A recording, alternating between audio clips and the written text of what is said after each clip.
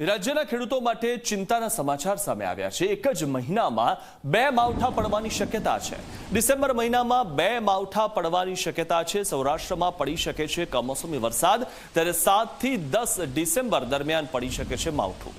ફરી એકવાર માવઠું ખેડૂતોને રડાવી શકે છે, કારણ કે 23 થી 27 ડિસેમ્બરમાં પણ પડી શકે છે માવઠું। એટલે કે એક જ મહિનામાં 2 માવઠાની અસર જોવા મળશે। આગાહી રમણીક વામજાએ કરી છે।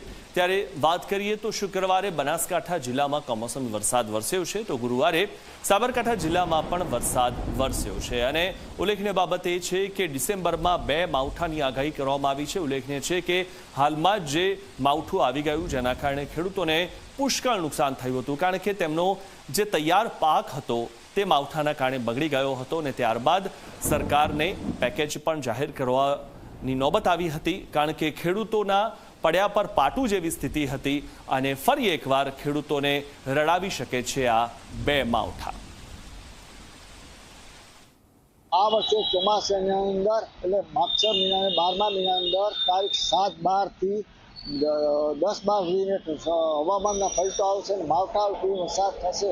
અને બીજું માવઠું તારીખ 23-12 થી 28-12માં એક સમગ્ર સૌરાષ્ટ્રની અંદર વાતાવરણમાં પલટો આવશે અને ગાઢ ધુમ્મસ વરસાદ છાંટા સુધી વરસાદ થશે। આ એક ખગોળ વિજ્ઞાન ભંડીમાં તેને આધાર આપું છું। અત્યારે જે વરસાદના હવામાનનો ઘણો પલટો આવશે, આ વર્ષે વરસ સારું જશે અને ઘાસચાર પણ બગડશે।